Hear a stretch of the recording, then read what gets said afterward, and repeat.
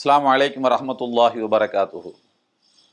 அன்பார்ந்த OH இஸ்லாம் channel நேயர்களே, எல்லாம் வல்ல ஏக இறைவனுடைய அன்பும் அருளும் நம் அனைவர் மீதும் என்றும் நிலவட்டும்.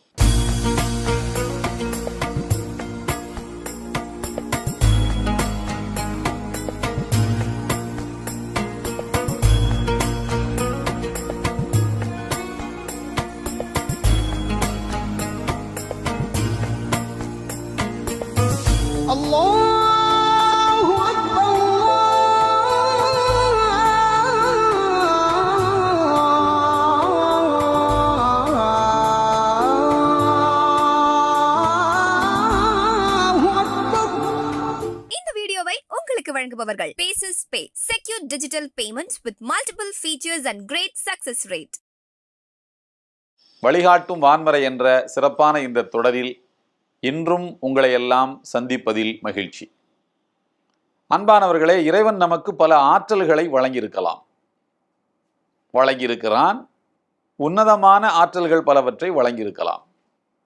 இவற்றையெல்லாம் நாம் இறைவனுடைய திருப்தியை பெறுவதற்கு பயன்படுத்தி கொள்ள வேண்டுமே அன்றி நம்முடைய சுயத்தை வளர்த்து கொள்ள, பெருமையடிக்க, பிறரை கவிழ்க்க, பிறர் மீது ஆதிக்கம் செலுத்த, ஆணவம் கொள்ள, நீதி பிறழ பயன்படுத்தி கொள்ளக்கூடாது. நீங்கள் வலிமை மிக்கவர்களாக இருக்கக்கூடிய காலகட்டத்தில் உங்களுடைய பக்கத்து வீட்டுக்காரனுடைய நிலத்திலே இருந்து ஒரு அடியை நீங்கள் எடுத்திருக்கலாம். போகிற போக்கில் யாரையாவது கேலியும் கிண்டலும் செய்துவிட்டு போயிருக்கலாம். நடந்து செல்கிற போது பிறரை ஒரு தட்டு தட்டி விட்டு போயிருக்கலாம். என்னை எதிர்த்து கேட்பதற்கு இங்கே உனக்கென்ன செல்வாக்கு இருக்கிறது, எனக்கல்லவா ஆற்றல் இருக்கிறது என்கிற ஆணவத்தில் பலகீனமானவனை நீ இழிவுபடுத்தி இருக்கலாம். உன்னுடைய சொந்த சகோதரனின் சொத்துக்களை நீ அபகரித்திருக்கலாம். ஒரு ஏழைக்கு கிடைக்க வேண்டிய உணவை நீ தடுத்திருக்கலாம். உலகத்தில் உன்னை அறியாமலோ அறிந்தோ, திட்டமிட்டோ திட்டமிடாமலோ, போகிற போக்கிலோ வேண்டுமென்றோ நீ அநியாயங்களை செய்திருக்கலாம். செய்துவிட்டு நீ பத்திரமாக வீட்டிலே போய் தூங்கி விடுவாய். இன்றைக்கு நான் தான் வீரன் என்று நினைத்து கொண்டு போய் தூங்கி விடுவாய். உன்னால் பாதிக்கப்பட்டவன் தூங்குவானா? அவன் கைகால்களை கழுவி, முகத்தை கழுவி, பொது செய்துவிட்டு நள்ளிரவு நேரத்தில், இறைவா என்னை தாக்கியவனை நீ விட்டுவிடாதே என்று இறைவனிடத்திலே கையேந்தி விட்டால்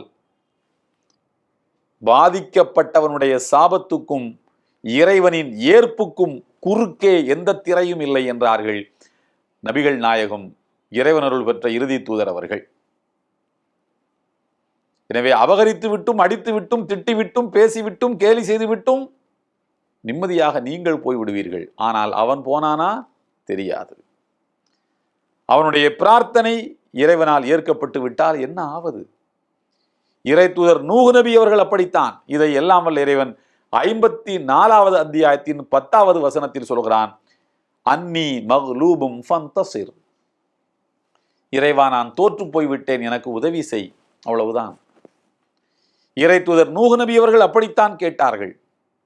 நான் தோற்று போய்விட்டேன், எனக்கு உதவி செய். என்னை தோற்கடித்தோர் யார்? அக்கிரமக்காரர்கள், அநியாயக்காரர்கள் என்னை தோற்கடித்தனர்.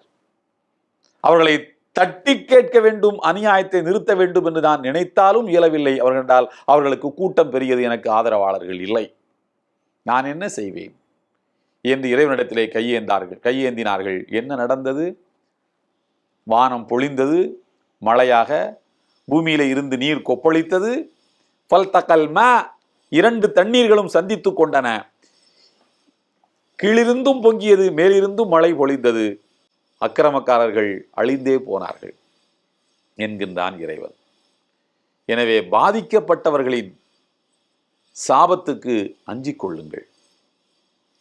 செல்வாக்குமிக்க ஒரு மாமனிதராக அப்பாசிய கிலாஃபத்திலே இருந்தவர்தான் ஜாஃபருல் பர்மக்கி அவர்கள்.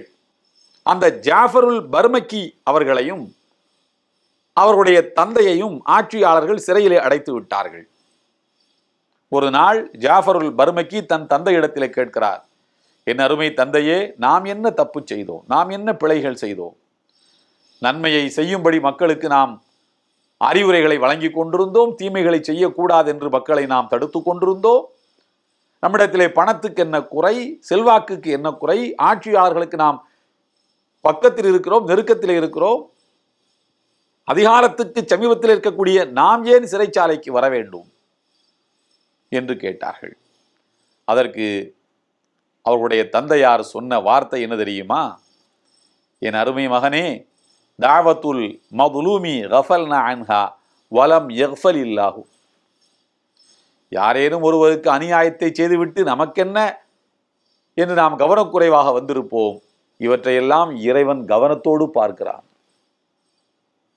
யாருக்கோ நாம் அநியாயம் செய்திருக்கலாம், அவன் இறைவனிடத்திலே கையேந்தி இருக்கலாம், நமக்கு என்ன தெரியும் என்று சொன்னார்கள் ஜாஃபருல் பர்மக்கியினுடைய தந்தை.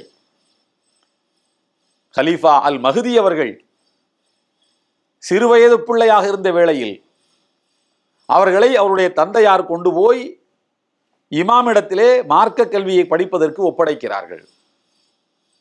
அந்த காலத்திலே மன்னர் வீட்டு பிள்ளைகளோ, குடிமக்களின் வீட்டு பிள்ளைகளோ, ஏழைகள் வீட்டு பிள்ளைகளோ, சீமான் வீட்டு பிள்ளைகளோ யாராக இருந்தாலும் ஆசிரியருக்கு முன்னால் முழந்தாளிட்டு மண்டியிட்டு அமர்ந்துதான் பாடம் படிக்க வேண்டும். கலீஃபா தன் மகன் மஹதியை கொண்டு வந்து ஆசிரியரிடத்திலே இவனுக்கு பாடத்தை கற்பியுங்கள், இவனை அடித்தால் கூட நான் கேட்க மாட்டேன், மன்னரின் மகன் என்று நினைக்காதீர்கள் என்று சொல்லிவிட்டு போய்விட்டார்.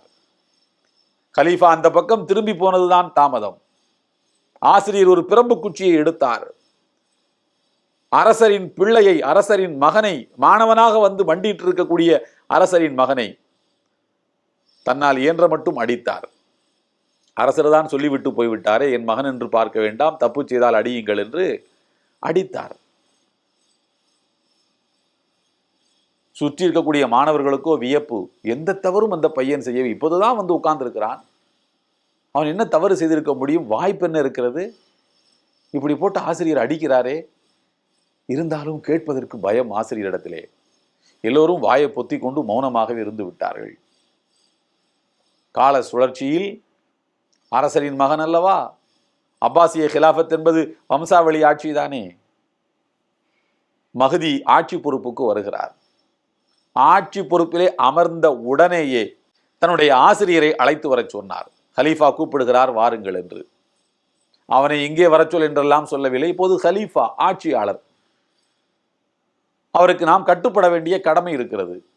கூப்பிட்டு அனுப்புகிறார். போவோம் என்று போனார்கள். யார்? ஆசிரியர்.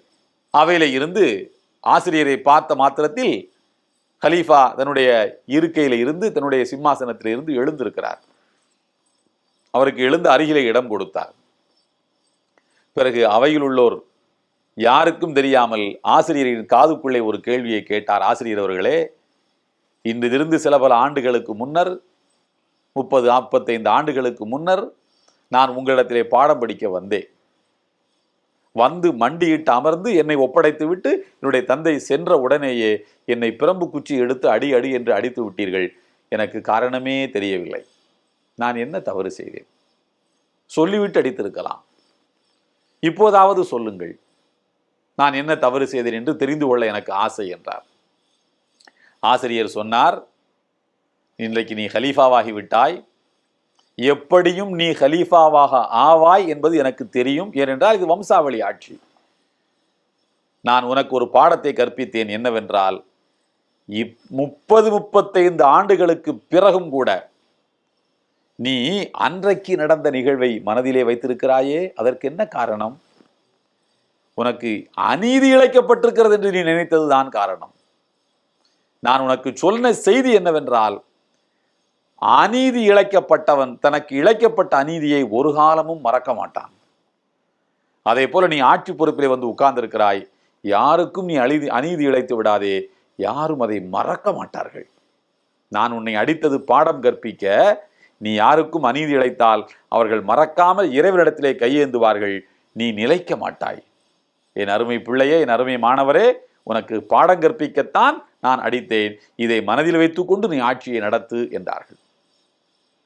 எனவே நம்முடைய வாழ்வில் பலம் இருக்கிறது, ஆற்றல் இருக்கிறது, திறமை இருக்கிறது என்பதற்காக யாரை வேண்டுமானாலும் ஏளனம் பேசி விடலாம், அடித்து விடலாம், துன்புறுத்தி விடலாம், காயப்படுத்தி விடலாம், அநீதி இழைத்து விடலாம் என்று நினைத்தால் அவன் இறைவனிடத்திலே கையேந்தினால் தாங்க மாட்டீர்கள் என்கிற எச்சரிக்கையை எல்லாம் வல்ல இறைவன் 54வது அத்தியாயத்தின் 10வது வசனத்தின் மூலம் ஒரு வரலாற்று பின்னணியோடு நமக்கு உணர்த்துகிறான்.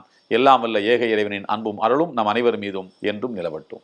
இந்த வீடியோ உங்களுக்கு பிடிச்சிருந்தா லைக் பண்ணுங்க, ஷேர் பண்ணுங்க, கமெண்ட் பண்ணுங்க.